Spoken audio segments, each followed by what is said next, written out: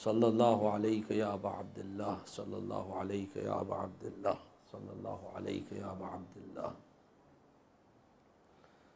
جس حدیث شریف کا انتخاب کیا اس گفتگو کے لیے، اس حدیث میں امام علیہ السلام فرما رہے ہیں کہ اے لوگو، بے شک اللہ نے، وہ اللہ جس کا ذکر جلیل ہے، لوگوں کو پیدا نہیں کیا مگر یہ کہ وہ اس کی معرفت حاصل کریں۔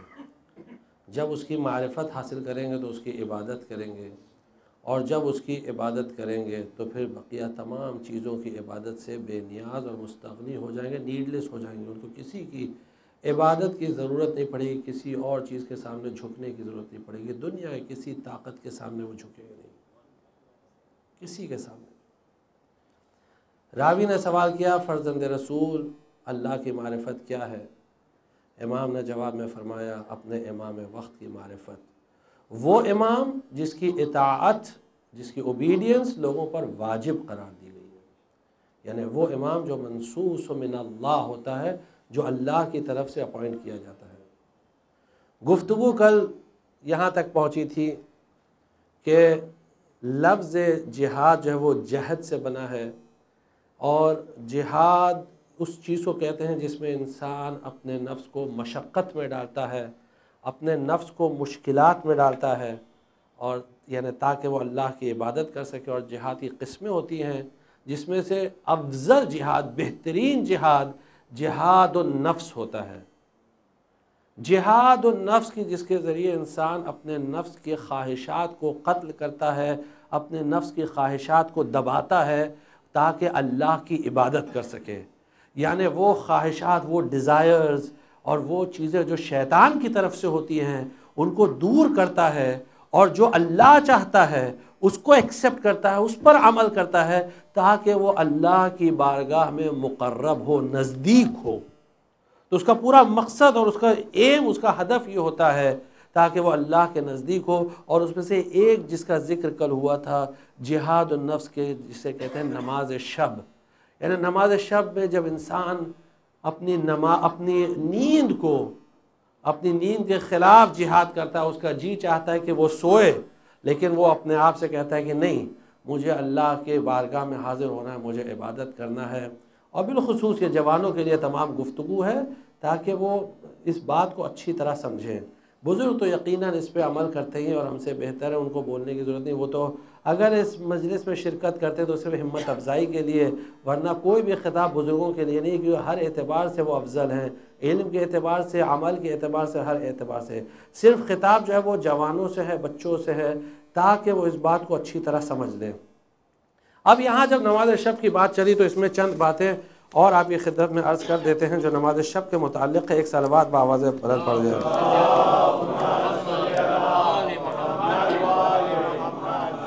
نماز شب کے بارے میں پیغمبر اکرم صلی اللہ علیہ وآلہ وسلم فرماتے ہیں صلاۃ اللیل سراج لصاحبها فی ظلمت القبر۔ نماز شب، جو نماز شب پڑھتا ہے اس کے لیے قبر میں یہ چراغ کا کام کرتی ہے۔ جتنا زیادہ نماز اتنا زیادہ یہ چراغ روشن، اتنی یہ قبر روشن، یعنی اس کو قبر کی وحشت کا اندازہ نہیں ہوگا، اس کو جو قبر کی جو تنہائی ہے وہ محسوس نہیں ہوگی۔ یعنی یہ قبر کی تنہائی کو ہم کو کبھی آسان نہیں سمجھنا چاہیے، کبھی ایسے اس کو ہلکا نہیں لینا چاہیے۔ بہت سارے لوگ اس کو مثلا کہتے ہیں کہ نہیں ہم کو یہ سب چیز ہمارے لیے نہیں ہے۔ نہیں، ایسے کیسے کہتے ہیں وہ سمجھ میں نہیں آتی بات، کیونکہ خود سید الساجدین، امام الباقین، امام زین العابدین علیہ الصلوۃ والسلام نے ہمیں جس بات کی تعلیم دی ہے، اور وہ تعلیم خود دعا ابو حمزہ صومالی میں ملتی ہے۔ دعا ابو حمزہ صومالی جس کو ماہ رمضان میں ہم پڑھتے ہیں، اور ہر ایک کو پڑھنا چاہیے، اگرچہ بہت طولانی دعا ہے، اور اگر ایک ساتھ نہیں پڑھ سکتے ہیں تو اس کو توڑ توڑ کے پڑھیں مختلف راتوں میں۔ مثلا مثال کے طور پر اگر مفاتی میں آپ کے مثال کے طور پر 20 پیج کی دعا ہے تو آپ 4 پیج پڑھیے 5 دن میں، کم سے کم پورے ماہ رمضان میں 3-4 بار 5 بار دعا ہو تو جائے گی کم سے کم۔ اور بالخصوص شبہائے قدر میں اس دعا کو ضرور پڑھیں، اور معنی اور مطالب کے ساتھ پڑھیں، اس دعا میں امام زین العابدین علیہ السلام فرماتے ہیں کہ فمالی لاب کی، فمالی لاب کی، میں کیوں گریہ نہ کروں، میں کیوں نہ روؤں، اب کی لخروج نفسی، میں روتا ہوں اس وقت کے لیے جب میری روح میرے جسم سے جدا کی جائے گی، اس وقت کے لیے گریہ کر رہا ہوں۔ یہ امام تعلیم دے رہے اپنے چاہنے والوں کو، اب کی لخروج نفسی، اب کی لظلمت قبری، میں قبر کی تاریکی، قبر کے اندھیرے کے لیے گریہ کر رہا ہوں، اس وقت کے لیے گریہ کر رہا ہوں جب اندھیری قبر میں مجھے لٹایا جائے گا، اور جب مٹی ڈال دی جاتی ہے اس وقت کوئی چیز نہیں، یعنی واقعاً آپ دیکھیے جو ہمارے ہاں روایات میں تاکید کی گئی ہے کہ انسان کو کوشش یہ کرنا چاہیے کہ مثلا ایک قبر کھودے، اس میں جا کر لیٹے تھوڑی دیر اور اس بات کا احساس کرے کہ قبر کسے کہتے ہیں، اپنے کفن کو دیکھتا رہے، یعنی جو روایات میں ہے کہ کفن کو دیکھے تاکہ موت یاد آئے اسے، موت کو فراموش نہ کرے۔ یا امام فرماتے ہیں ظلمت قبری، اور یہ کیسا اندھیرا رہے گا؟ دیکھیے اگر پورا ساری لائٹس چلی جائے اور آدمی ایک چھوٹے سے کمرے میں اکیلا رہے اور کوئی آس پاس نہ ہو، تب اسے وحشت محسوس ہوتی ہے، اور کوئی نہ ہو دور دور تک تو اسے وحشت محسوس ہوتی ہے۔ اور یہاں تو ایک ایسی دنیا میں آ گئے کہ نہ صرف یہ کہ کھلا نہیں ہے بلکہ پوری طرح سے سیل ہو گیا ہے، اور جو اپنے ہیں وہ دور چلے جاتے ہیں، کوئی نزدیک نہیں رہتا، تنہا انسان رہتا ہے، ظلمت قبری۔ امام فرماتے ہیں فمالی لاب کی، میں کیوں گریہ نہ کروں؟ یہ امام کے جملے، ہمارے جملے نہیں ہیں، دعا ابو حمزہ صومالی کے جملے ہیں۔ کیوں گریہ نہ کروں؟ میں قبر کی تاریکی کے لیے، قبر کی ظلمت کے لیے گریہ کروں۔ اب کی لذیق لحدی، میں اس وقت کے لیے گریہ کر رہا ہوں جب فشار قبر ہوگا، جب قبر بالکل تنگ ہو جائے گی۔ اور روایات میں ملتا ہے امام صادق علیہ السلام فرماتے ہیں، شب جمعہ بآواز بلند صلوات بھیجیے۔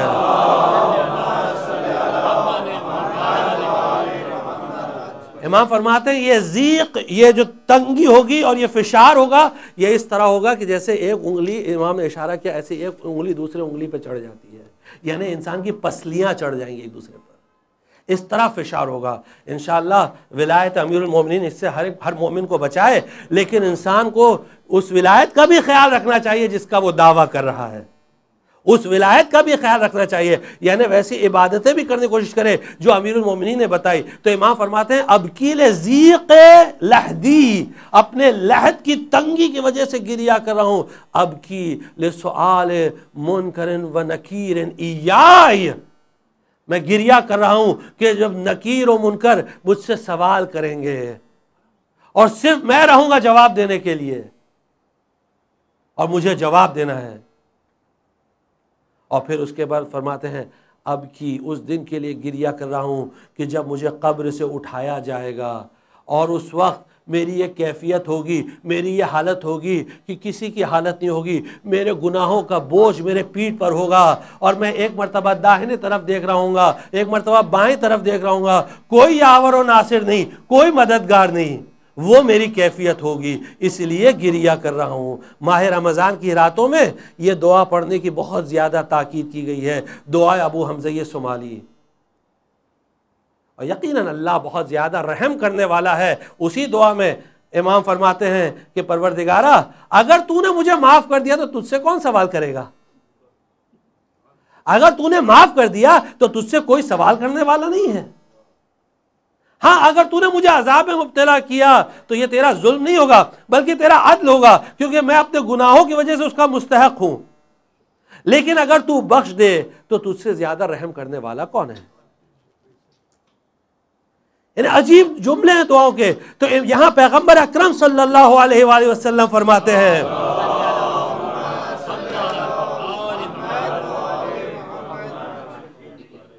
ایک اور باواز بلند صلوات،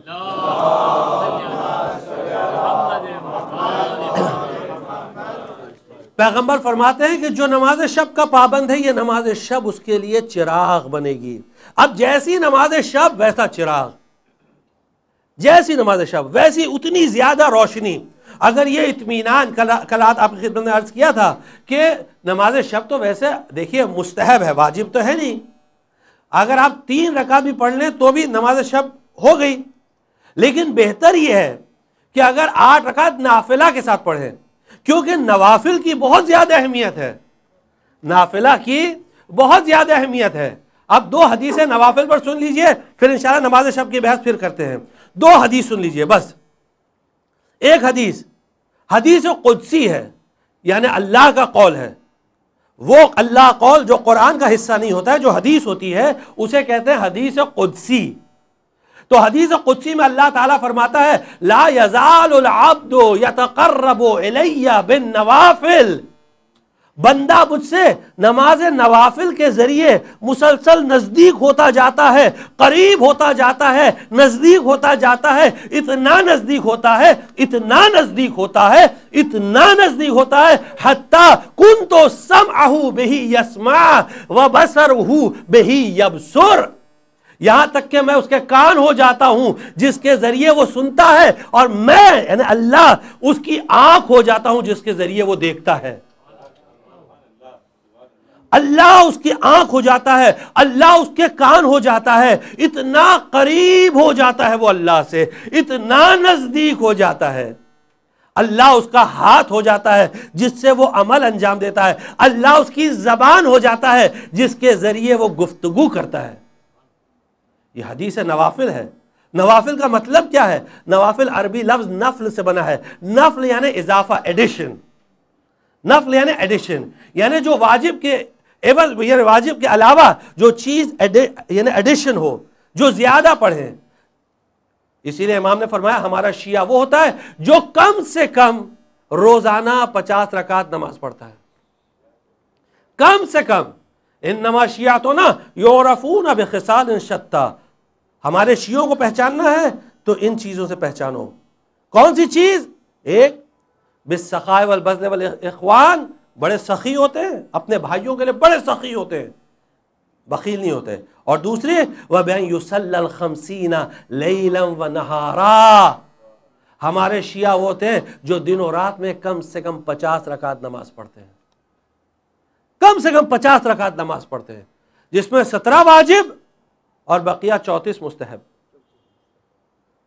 جس میں سے 33 اس لیے گنی جاتی ہے بیکاز جو نافل شب ہوتی ہے، نافل عشاء ہوتی ہے، وہ 2 رکعت بیٹھ کے پڑھی جاتی ہے، اس کو 1 گنا جاتا ہے، اس لیے 33 مستحب ہو جاتی ہے، 33 رکعت مستحب ہو جاتی ہے، کیونکہ ایک جو 2 رکعت بیٹھ کے پڑھی جاتی ہے عشاء کے بعد، اس کا شمار 1 ہوتا ہے. تو یہاں امام فرماتے ہیں یہ نافلہ ہے، یہ نافلہ کی بڑی اہمیت ہے، اور اس کو کبھی بھی بہت بوجھ مت سمجھیے. دیکھیے اگر مینٹلی ہم لوگ اگر اس یعنی نیت کر لیے کہ بھئی پڑھنا ہے اور اس میں لذت لینے لگے تو اس میں ایک عجیب لذت آتی ہے. ایک صلوات پڑھ دیجیے. یعنی ایک عجیب پلیجر، جیسے کہ پیغمبر کی حدیث کل آپ کی خدمت میں عرض کیا تھا کہ الصلاۃ قرۃ عینی، نماز میرے دل کی ٹھنڈک ہے، نماز میری آنکھ کی ٹھنڈک ہے. نماز سے پیغمبر کو سکون ملتا تھا. الصلاۃ قرۃ عینی. بس اسی طرح نوافل کو بوجھ مت سمجھیے کہ ارے اتنی پڑھنا ہے، نہیں. جب انسان بوجھ سمجھتا ہے تو اس سے بھاگتا ہے، لیکن جب انسان اس سے لطف لیتا ہے تو پھر بوجھ نہیں سمجھتا ہے. تو نوافل آپ واقف ہیں، اور اگر نہیں واقف ہے تو آپ توضیح المسائل میں دیکھ لیجئے گا، بہت آسان ہے. نماز شب کی جو نافلہ وہ 8 رکعت ہے، اس کے بعد نماز صبح کی 2 رکعت ہے، نماز ظہر کی 8 رکعت ہے، نماز عصر کی 8 رکعت ہے، مغرب کی 4 رکعت ہے، اور عشاء کی 2 رکعت بیٹھ کر ہے. بس یہ نوافل ہے. یعنی جو تھوڑا سخت جس کو کہتے ہیں لوگوں کے لیے ہو جاتی ہے وہ نافلہ ظہر و عصر ہے، 8 اور 8 16 رکعت ہو جاتی ہے. لیکن اس میں بھی آپشنز، اگر بہت زیادہ آپ کا وقت نہیں ہے تو 8 رکعت آپ ظہر کی پڑھ لیجئے، اور عصر کی اگر آپ چاہیں تو 2 بھی پڑھ سکتے ہیں، 4 بھی پڑھ سکتے ہیں، آپ کی کنوینئنس کے اوپر ہے. لیکن ظہر کی اگر شروع کیا 2 رکعت تو پھر پوری 8 پڑھنی چاہیے، بہتر یہی ہے. تو یہ نافلہ سے انسان قریب ہوتا ہے. جس کو اللہ سے قریب ہونا ہے یہ اس کے لیے ہے، اور اگر نہیں ہونا یہ ہر ایک کے لیے آپشن ہے، کوئی واجب چیز تو ہے نہیں. اب یہ بندے کے اوپر کتنا وہ اللہ سے قریب ہونا چاہتا ہے، یہ ایک چیز. دوسری چیز یہی ابو حمزہ سمالی جن کی دعا کا ذکر کیا، ان سے ایک حدیث نقل ہے. پیغمبر یعنی سید الساجدین علیہ الصلوۃ والسلام کی خدمت میں حاضر تھے. ایک مرتبہ انہوں نے دیکھا جناب ابو حمزہ صومالی نے. جناب ابو حمزہ صومالی کے بارے میں آپ تھوڑا سا جان لیجئے کہ یہ ابو حمزہ صومالی یہ صومالیہ کے رہنے والے تھے اور یہ مفسر قرآن بھی تھے, صاحب دعا بھی تھے, محدث بھی تھے, بہت بڑے عالم تھے, بہت بڑے فقیہ تھے, صومالیہ کے تھے. امام کی خدمت میں زندگی گزار دی, چوتھے اور پانچویں امام کی, ابو حمزہ صومالی بڑے صاحب اثر. 4 بیٹے تھے اور چاروں کو اللہ کی راہ میں شہید کر دیا, دے دیا چاروں بیٹوں کو. یعنی واقعاً بہت بڑی شخصیت ابو حمزہ. یعنی اس لیے مقدمہ کیا کہ آپ حدیث کو سن لیجئے گا. یعنی ایسا آدمی جو دعاؤں میں اور عبادت میں اور فقہ میں اور حدیث میں ہر چیز میں مہارت رکھتا ہو, مفسر قرآن ہو. یعنی ہم لوگ ابو حمزہ صومالی کے پیر کی دھول بھی نہیں ہے. اگر ابو حمزہ صومالی کی غلامی کا موقع مل جائے تو بہت بڑی بات ہے, امام کی نہیں, ابو حمزہ صومالی. تو یہ ابو حمزہ صومالی حدیث نقل کرتے ہیں کہ میں چوتھے امام کی خدمت میں حاضر تھا کہ ایک مرتبہ میں نے دیکھا چوتھے امام نماز پڑھ رہے تھے عبادت میں, ایک مرتبہ ان کی عبا جو ہے وہ ان کے شانے پر سے گر گئی.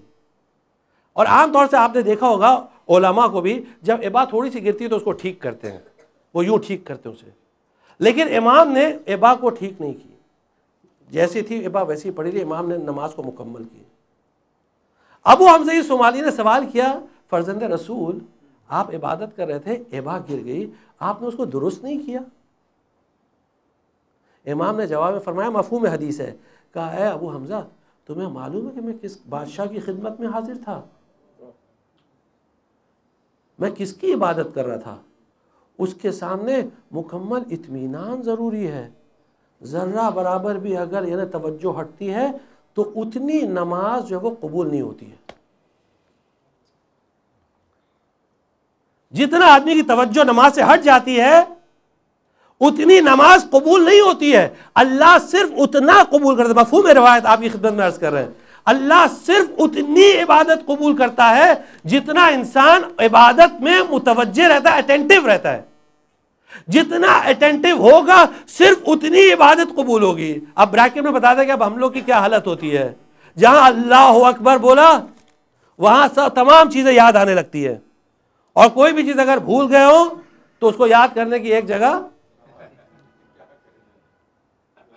یہاں امام فرما رہے کہ اگر ذرا سی توجہ ہٹی تو اتنا حصہ نماز کا قبول نہیں ہوگا. اسی لیے فقہی مسئلہ یہ ہے, فقہی مسئلہ یہ کہ مثلا اگر نماز میں ہم اپنی انگوٹھی یوں کر رہے ہیں, انگوٹھی ٹھیک کر رہے ہیں نماز میں, تو اگر نماز میں انگوٹھی ٹھیک کرتے ٹائم کہہ رہے ہیں ایاک نعبد و ایاک نستعین, تو اتنی قرات صحیح نہیں ہے, درست نہیں ہے, کیونکہ اطمینان نہیں تھا. طمانینہ جس کو عربی میں کہتے ہیں, اردو میں کہتے ہیں اطمینان, اطمینان نہیں تھا نا, تو وہ حصہ پھر سے پڑھنا چاہیے. یا مثلا یوں اپنی داڑھی ٹھیک کر رہے ہیں یا جو بھی ہے مثلا بٹن ٹھیک کر رہے ہیں, اگر اتنی دیر کے لیے توجہ ہٹی, اگر اطمینان نہیں ہے, طمانینہ شرط ہے. نماز میں 3 بیسک کنڈیشنز ہوتی ہیں, خضوع, خشوع اور طمانینہ, اطمینان. تو اگر یہ طمانینہ ذرا سا یہ ہٹا تو پھر لازم ہو جاتا ہے کہ انسان اس حصے کی دوبارہ قرات کرے. فقہی مسئلہ ہے, یعنی ایسا نہیں کہ نماز باطل ہو جاتی ہے, لیکن فقہا کے نزدیک یہ بات ہے. فقہا کہتے ہیں کہ بہتر یہ ہے کہ اتنا حصہ پھر سے پڑھے کہ اس وقت متوجہ نہیں تھا. یہ تو ہم عام لوگ بات کر رہے ہیں, ہمارے ایسے جن کی پوری نماز جو ہے وہ یہاں وہاں چلی جاتی ہے, یہاں وہاں چلی جاتی ہے نماز. تو اب یہاں امام فرماتے ہیں کہ جتنی توجہ ہوگی بس اتنی ہی نماز قبول ہوگی. اب اتنا سنا جیسے ہی ابو حمزہ نے, تو ابو حمزہ نے کہا جب یہ ہے تو ہلکنا, پھر ہم تو برباد ہو گئے. ابو حمزہ نے کہا, دیکھیے ہم نے اسی لیے ابو حمزہ کے بارے میں آپ کو تھوڑا سا مقدمہ دیا کہ ابو حمزہ نے کہا ہلکنا, پھر تو ہم برباد ہو گئے. امام نے کہا نہیں ابو حمزہ ایسا نہیں ہے, تمہارے لیے اللہ نے نوافل کا انتظام کیا ہے. نافلہ کا انتظام اسی لیے کیا ہے تاکہ جو واجب میں کمی رہ جائے وہ نافلے کے ذریعے پوری ہو جائے. ایک صلوات پڑھ دیجئے محمد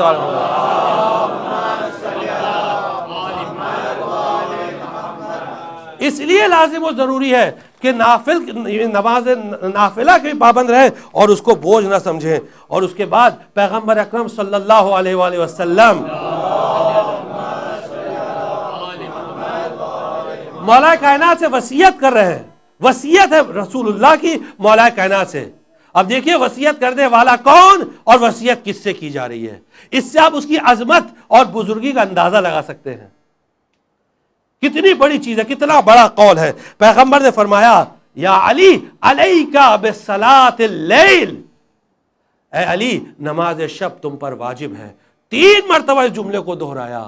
نماز شب کے پابند رہو, نماز شب کے پابند رہو, نماز شب کے پابند رہو. علیک بصلاۃ اللیل, علیک بصلاۃ اللیل, علیک بصلاۃ اللیل. پیغمبر نے 3 مرتبہ فرمایا مولا کائنات سے. مولا کائنات سے پیغمبر فرما رہے ہیں وصیت.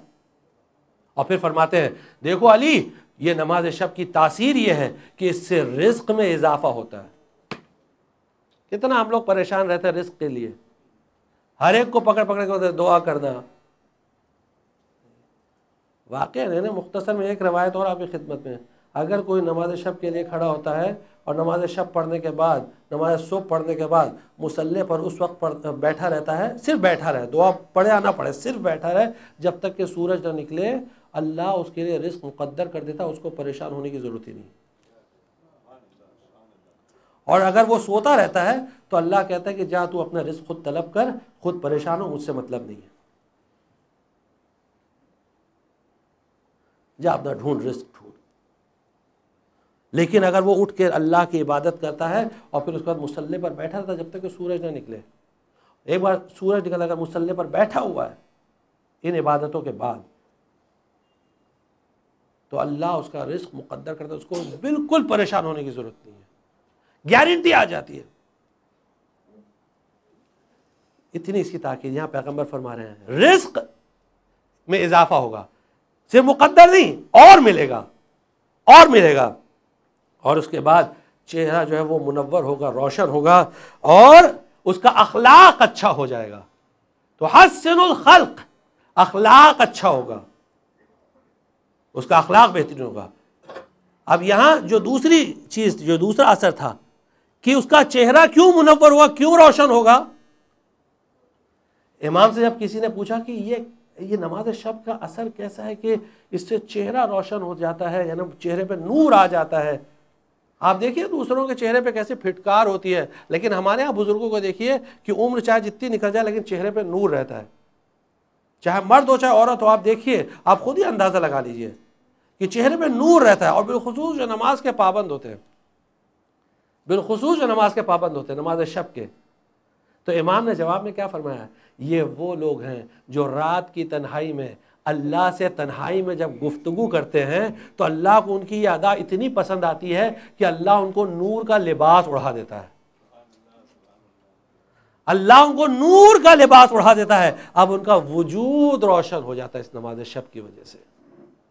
یہ ایسی زبردست چیز ہے کہ جس کے بارے میں جتنی تاکید کی جائے اتنی کم ہے, جتنا بھی کی جائے.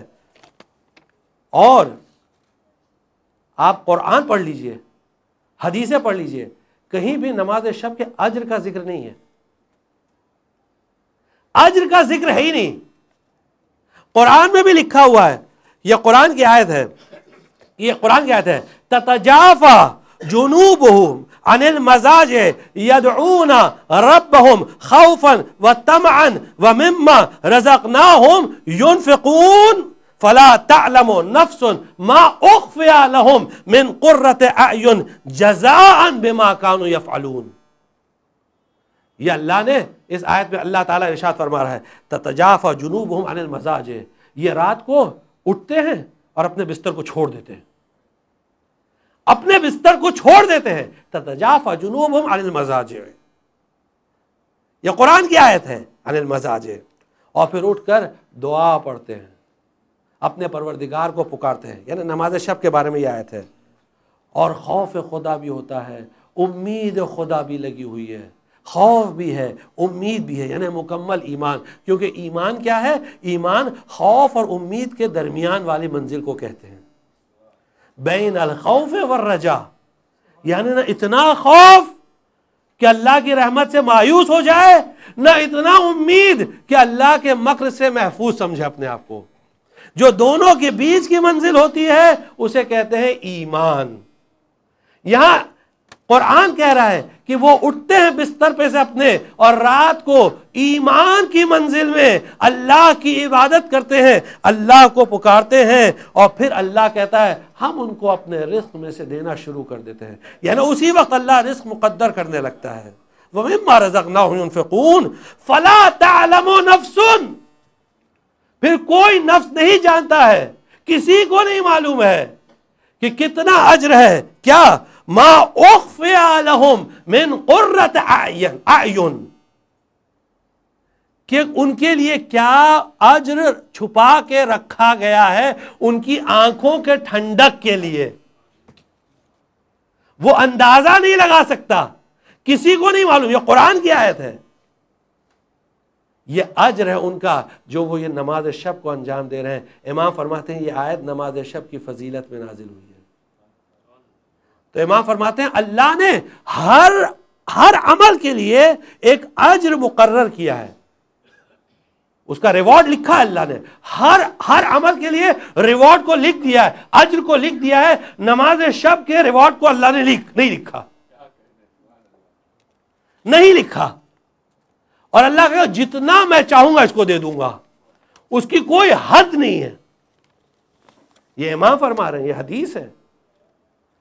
یہاں بھی خدمت میں حدیث جو تفسیر علی ابن ابراہیم قمی سے نقل کی گئی ہے۔ علی ابن ابراہیم قمی کون ہے؟ عام طور سے آج کل بچے انٹرنیٹ پہ 4 پیج پڑھتے ہیں اور علی ابن ابراہیم قمی پر کمنٹ کرتے ہیں، اور جو کمنٹ کرتا ہے صرف ہم اس کے لیے بول رہے ہیں بھیا اوقات دیکھ کے بات کرو، کم سے کم اپنی اوقات دیکھو اس کے بعد بات کرو، گفتگو کرنے سے پہلے سوچو کس کے بارے میں بول رہے ہو۔ علی ابن ابراہیم قمی کون ہے؟ آپ جانتے ہیں علی ابن ابراہیم قمی کون ہے؟ شیخ کلینی کے استاد ہیں، شیخ محمد ابن یعقوب کلینی کے استاد ہیں، اور 3 امام کے صحابی ہیں، اور ان کے والد اور ان کے دادا چھٹے امام سے ہر امام کے ساتھ رہے ہیں، یعنی 3 نسل چھٹے امام سے۔ یہ لوگ کوفی تھے اور کوفہ میں رہتے تھے، اور کوفے میں رہنے کے بعد جب چھٹے امام کی حدیث سنی قوم کی فضیلت کے بارے میں، تو یہ لوگ قوم مائگریٹ ہو گئے، وہاں انہوں نے ہجرت کی اور قوم میں زندگی بسر کی، پھر قومی کہلانے لگے، ورنہ تھے کوفی، یعنی اتنا حدیث پر عمل کرتے تھے۔ اور امام نے ان لوگوں کے بارے میں فرمایا ہے کہ جو علی ابن ابراہیم کہہ دے وہ ہم نے کہا۔ یہ وہ لوگ ہیں، زکریا ابن آدم قمی، علی ابن ابراہیم قمی، یہ سب بڑی بڑی شخصیتیں ہیں، اور ان کے بارے میں 4 پیج انٹرنیٹ پہ پڑھ لیا اور اپنے آپ کو پتہ نہیں کیا سمجھنے لگے، اور اس پہ پھر کمنٹ کر رہے ہیں کہ Ali ibn Ibrahim Qummi is not reliable and you are reliable. ایک صلوات پڑھ دیجئے۔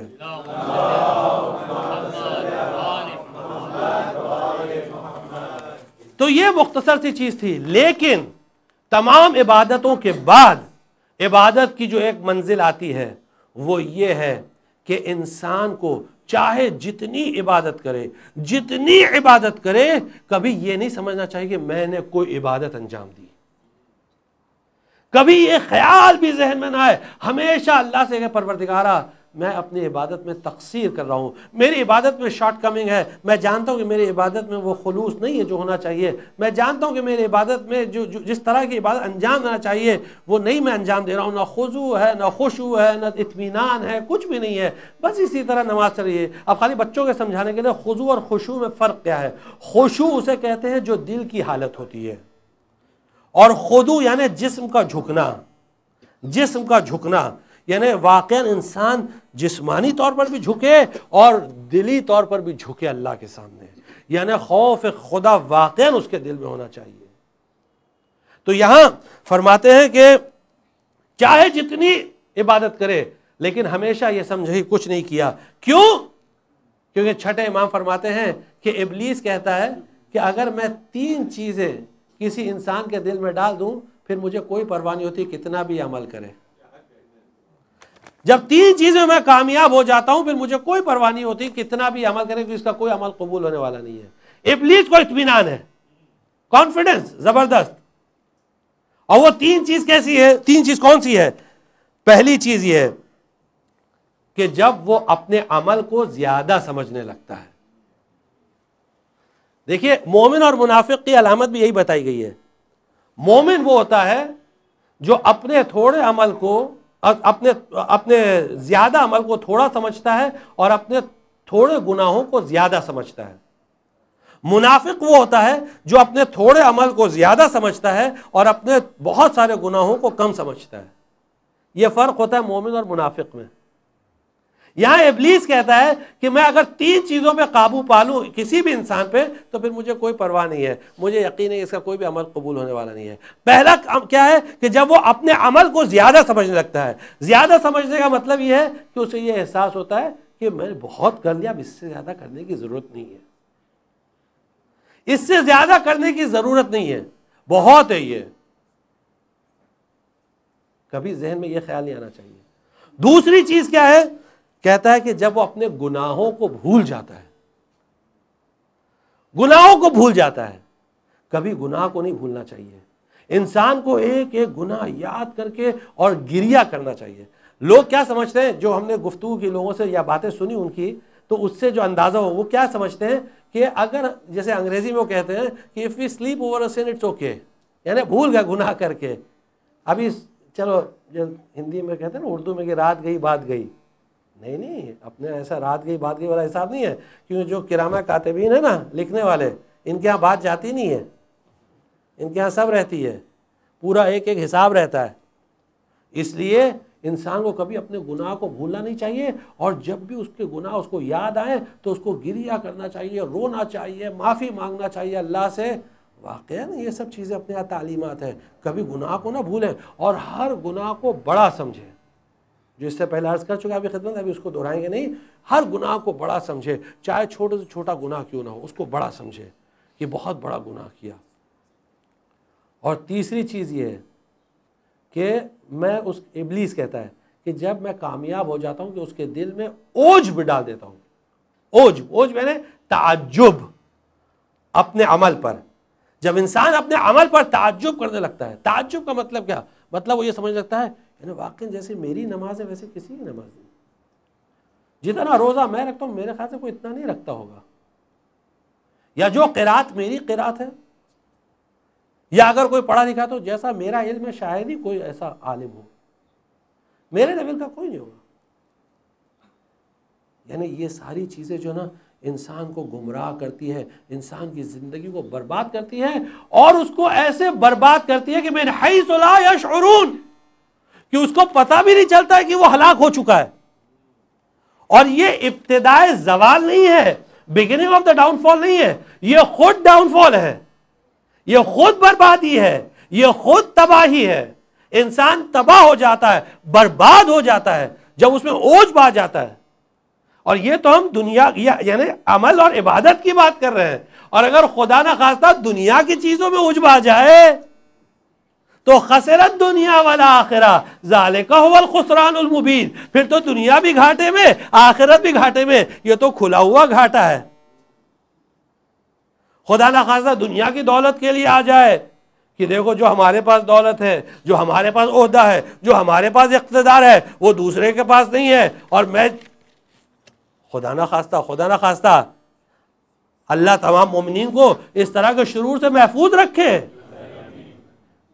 واقعاً ابلیس جو ہے مومنین پر حملہ کرتا ہے, غیروں پر نہیں کرتا, کیونکہ اس کو معلوم ہے کہ اس نے یہ توحید کا کلمہ پڑھ لیا ہے, رسالت کا کلمہ پڑھ لیا ہے, اور اس نے ولایت علی ابن ابی طالب کا کلمہ پڑھ لیا ہے. اب یہ شکار کے لیے ایلیجبل ہو گیا. جب تک صرف اللہ کا کلمہ پڑھا اس وقت تک شکار کے لیے ایلیجبل نہیں ہے. جب تک صرف نبوت کا کلمہ پڑھا اس وقت تک ایلیجبل نہیں ہے. لیکن جہاں اللہ کی توحید اور رسول کی رسالت کے ساتھ جب وہ ولایت علی کا کلمہ پڑھتا ہے اس وقت ایلیجبل ہو جاتا ہے. تب سے ابلیس اس کے پیچھے پڑ جاتا ہے ہاتھ دھو کے.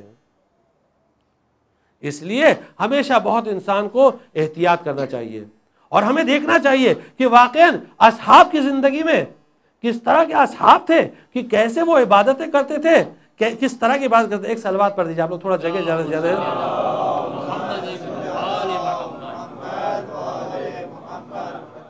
پیغمبر ایک جنگ کے لیے گئے, اور اس جنگ میں فتح مل گئی. جب فتح ملی تو اپنا قیدیوں کو لے کر آ رہے تھے, راستے میں راحت ہو گئی تو قیدیوں کو جو لا رہے تھے وہ یہودی تھے.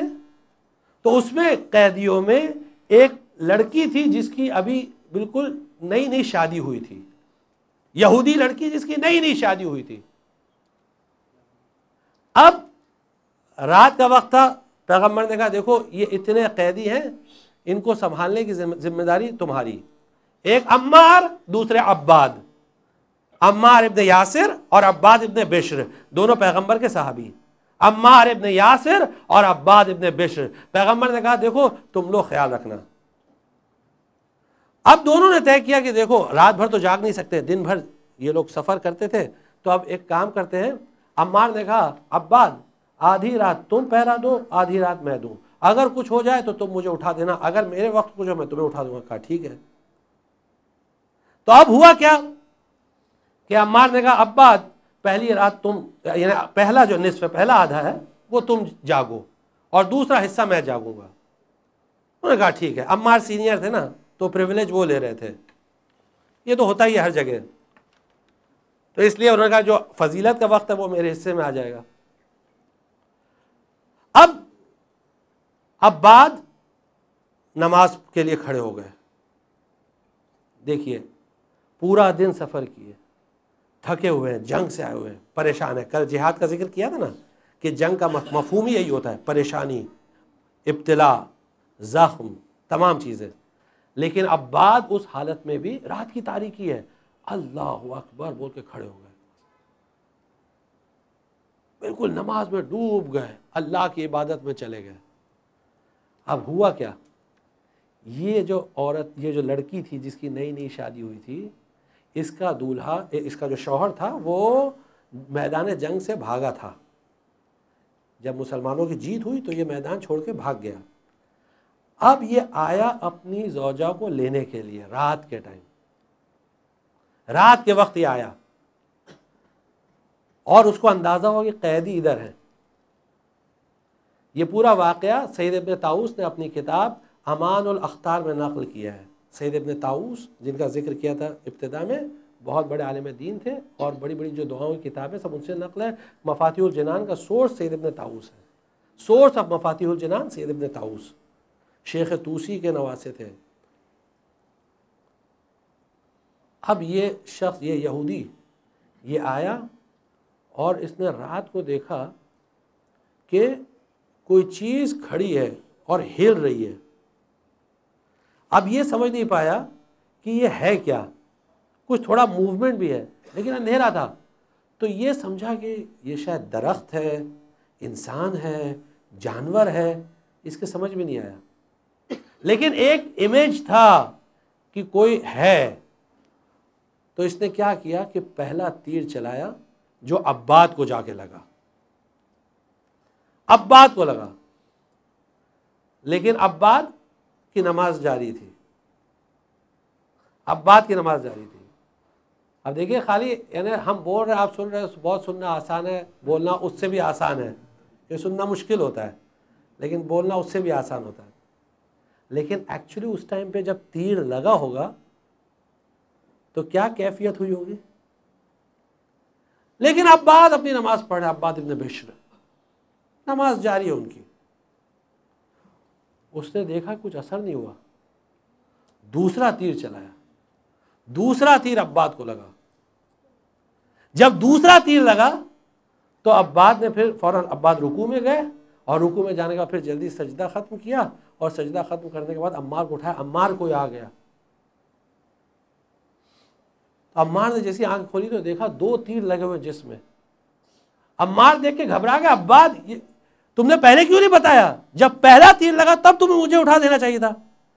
کہا نہیں, میں سورہ کہف کی تلاوت کر رہا تھا نماز میں, اور میں اس کے لطف سے محروم نہیں ہونا چاہ رہا تھا. لیکن جب دوسرا تیر لگا اور مجھے ایسا لگا کہ شاید وہ تیسرا تیر بھی چلائے گا, اس لیے مجھے اس بات کا ڈر تھا کہ کہیں ایسا نہ ہو کہ وہ ہمیں مار کے اور رسول اللہ تک پہنچ جائے, اور جو مسلمانوں کے جو بارڈرز ہیں ان کو وہ پار کرتے ہوئے دشمن جو ہے وہ رسول اللہ تک پہنچے اور مسلمانوں پہ حملہ کرے. اس لیے میں نے نماز کو جلدی ختم کی, اور اب تمہیں اٹھایا. تب دونوں نے مل کے، سید ابن طاؤس دیکھتے ہیں کہ تب دونوں نے مل کے پھر اس یہودی کو دفعہ یعنی دور بھگا دیا اسے، اور یہودی فرار ہو گیا. یعنی اس طرح کی عبادت، اور اس کے بعد بھی اس کو کم سمجھنا، اس کے بعد بھی یہ سمجھنا کہ نہیں کچھ نہیں ہے، اس کے بعد بھی یہ تصور کرنا. تو جب ہم عبادت کے لیے آتے ہیں تو اس میں سب سے پہلی منزل جو ہوتی ہے عبادت کے لیے پھر وضو ہوتی ہے نیت کے بعد. یہ وضو عام طور سے لوگ اس کو بہت ہلکا سمجھتے ہیں. یہ وضو ہے کیا؟ وضو کہتے کسے؟ اب اس کے بارے میں حدیث سن لیجئے. امام علیہ الصلوۃ والسلام فرماتے ہیں، ایک صلوات پڑھ دیجیے،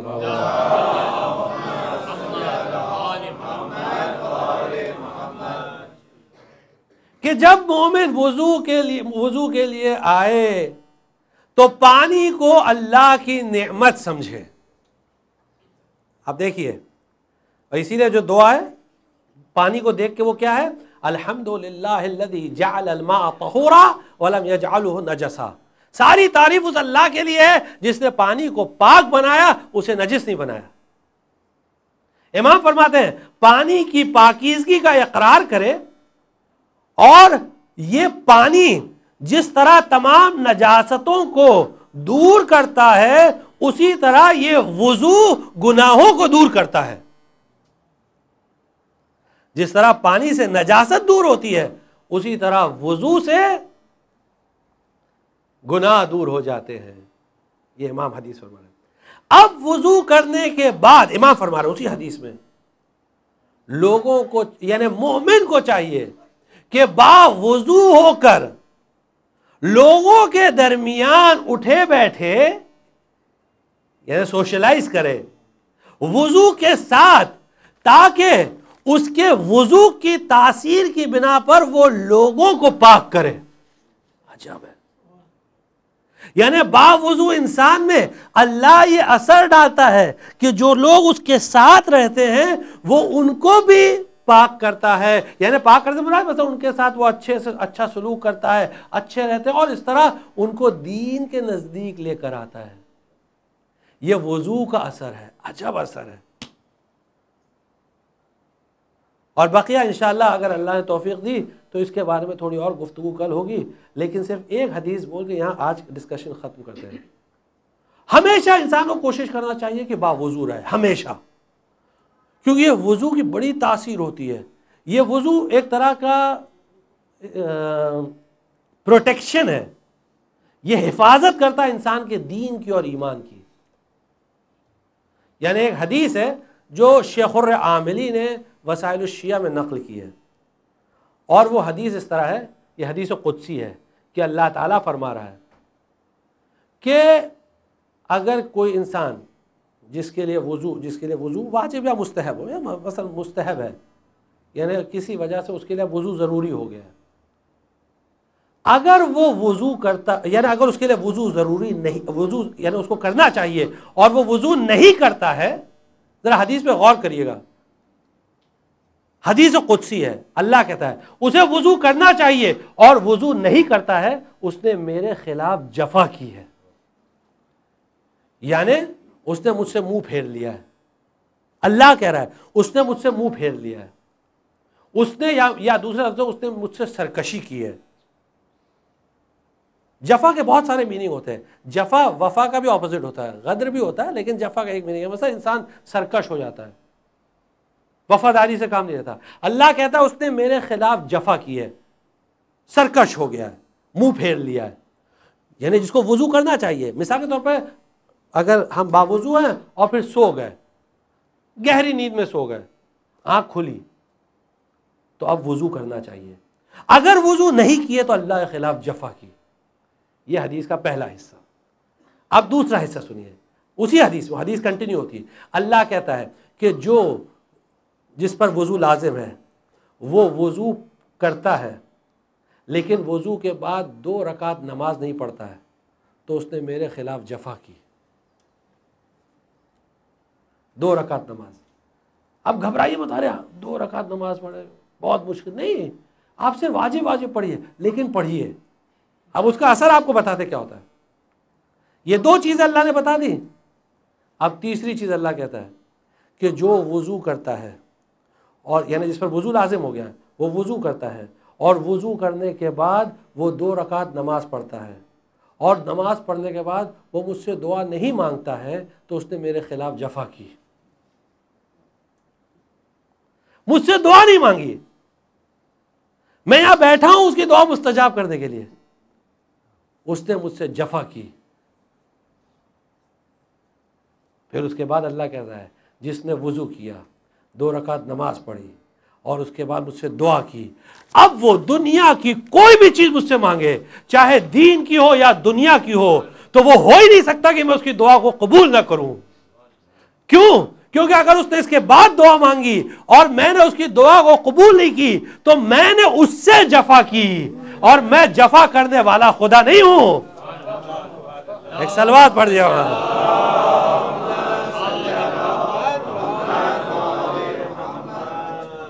اللہ دعا کو قبول کرتا ہے، بس شرط صرف یہ ہے کہ انسان یہ کوشش کرتا رہے، باوضو 2 رکعت نماز بالکل آسان ہے۔ اگر آپ سفر کر رہے ہیں، گاڑی میں بیٹھے ہیں، تو گاڑی میں بیٹھے بیٹھے پڑھیے، بہت آسان ہے۔ اگر سفر کر رہے ہیں، اگر گھر میں بیٹھے تو بہت ہی آسان ہے، مصلی پر تو بہت ہی آسان ہے۔ لیکن اگر سفر بھی کر رہے ہیں، کوئی کام کر رہے ہیں، بزی ہیں، بس آپ اس بزی اس میں 2 رکعت بس فوراً نیت کریے، اللہ مستحب ہے، اللہ اکبر، اور پڑھ رہے ہیں، اللہ قبول کرنے والا ہے۔ اس کے بعد دعا مانگیے، کوئی بھی چیز کی دعا مانگیے، لیکن ہاں تمام دعاؤں میں سب سے پہلی دعا امام زمان اسلام کے ظہور کی ہونا چاہیے۔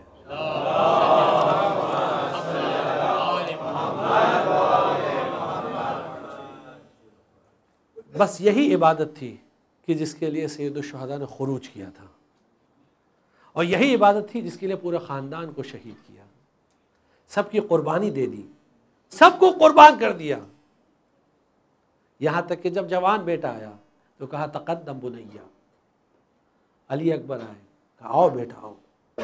علی اکبر کو اجازت نہ لینی پڑی، حسین نے خود بلایا، علی اکبر گئے، جنگ کی، پر حسین نے دعا کی، پروردگارا تو گواہ رہنا، ایسا جوان جا رہا ہے جو اشبہ الناس خلقا و خلقا، جو تمام لوگوں میں پیغمبر سے سب سے زیادہ قریب ہے، من نبیک۔ علی اکبر گئے، جنگ کی، علی اکبر آئے، پانی طلب کیا، حسین نے کہا بنیا ہاتھ لسانک، اپنی زبان دے دو۔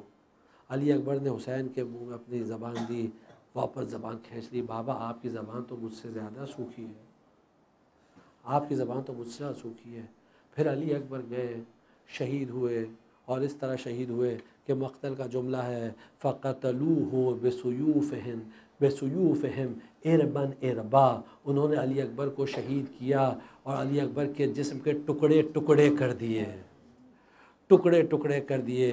حسین نے مرثیہ پڑھا، مرثیہ پڑھنے کے بعد ایک مرتبہ حسین آئے، اور آنے کے بعد صدائے استغاثہ بلند کی، حل من ناصر ینصرنا حل من مغیث یغیثنا حل من ذاب یذب عن حرم رسول اللہ، ہے کوئی جو میری مدد کرے گا، ہے کوئی جو مجھے پناہ دے گا، ہے کوئی جو رسول خدا کے حرم کی دفاع کرے گا، اہل حرم کی دفاع کرے گا۔ بس جیسے حسین نے یہ جملے ادا کیے، ایک مرتبہ خیام حسینی میں کوہرام مچ گیا۔ حسین در خیام پر آئے، بہن زینب یہ کوہرام کیسا ہے؟ کہا بھیا جب آپ نے آواز استغاثہ بلند کی تو اصغر نے اپنے آپ کو جھولے سے پھینک دیا۔ کہا بہن زینب لاؤ اصغر کو مجھے دے دو۔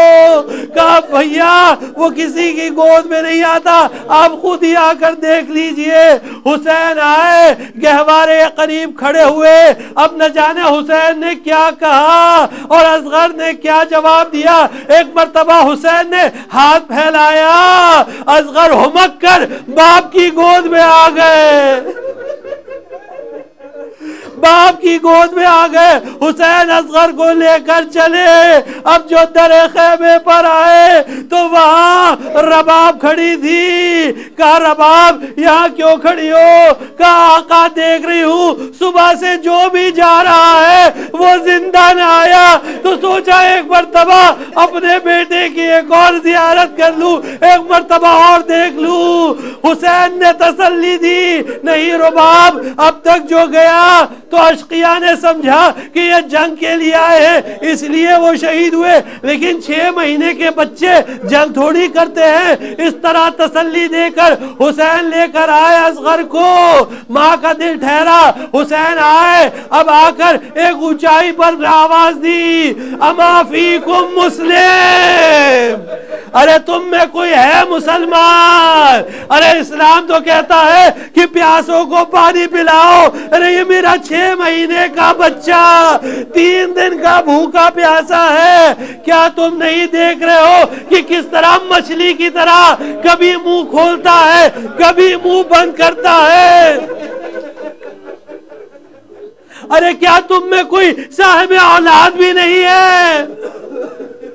بس ایک مرتبہ اشقیاء کی فوجوں میں اس طرح کا ماحول پیدا ہو گیا کہ لوگ رونے لگے۔ عمر سعد پریشان ہوا، آواز دی، این این حرملہ، حرملہ آگے بڑھا، کہا اقطع کلام الحسین، حسین کی گفتگو کو ختم کر دے، تمام کر دے۔ بس رونے والوں جملہ سن لیجئے مقتل کا کہ حرملہ نے 3 پھل کا تیر نکالا، نشانہ لگایا، تیر آیا 3 پھل کا، 6 مہینے کی اصغر کی گردن میں پیوست ہوا، اصغر منقلب ہوئے۔ اب حسین نے جو سر جھکا کے دیکھا تو اصغر مسکرا رہے ہیں، بابا آپ پریشان نہ ہو، حسین نے وضو کیا اصغر کے خون سے، اصغر کے خون سے وضو کیا کہ نانا سے اس حالت میں ملاقات کروں گا، اس حالت میں ملاقات کروں گا۔ اب حسین خیمے کی طرف بڑھے، اب جیسے ہی در خیمے پر آئے اب ایک خیال آیا کہ ماں کو کس طرح یہ دکھاؤں یہ منظر۔ اب واپس آئے، انا للہ و انا الیہ راجعون، انا للہ و انا الیہ راجعون۔ حسین آگے جاتے ہیں، پیچھے آتے ہیں۔ ایک مرتبہ یہ طے کیا کہ اب تو بچہ اس دنیا سے جا چکا ہے تو ماں کو دکھا ہی دے۔ اب آئے حسین، آواز دی در خیمے پر، رباب۔ اب مقتل کا جملہ سن لیجئے کہ جیسے ہی آواز دی رباب تو ایک طرف سے رباب چلی، دوسری طرف سے سکینہ چلی، لیکن مقتل سے اندازہ یہ ہوتا ہے کہ سکینہ پہلے پہنچی۔ بابا بھیا کو پانی پلا لائے، اب میرا بھیا پیاسا نہیں ہے۔ حسین خاموش کھڑے ہیں، جیسے ہی رباب آئی بس دامن الٹا۔ اب رباب نے کیا دیکھا کہ 6 مہینے کا اصغر، 3 پھل کا تیر پیوست، اصغر خون میں نہایا ہوا۔ رباب نے مرثیہ پڑھا، یا بنیا امثلک تنہر، اے میرے بیٹے کیا تجھ جیسے بچے بھی ذبح کیے جاتے؟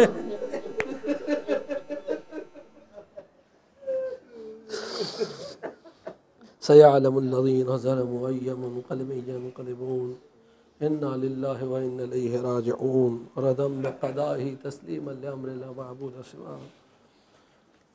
پروردگارہ امام زمانہ علیہ السلام کے ظہور میں تعجیل فرما، پروردگارہ امام زمانہ علیہ السلام کے ظہور میں تعجیل فرما، پروردگارہ امام زمانہ علیہ السلام کے ظہور میں تعجیل فرما، ہم کو ان کے اعوان و انصار میں شمار فرما۔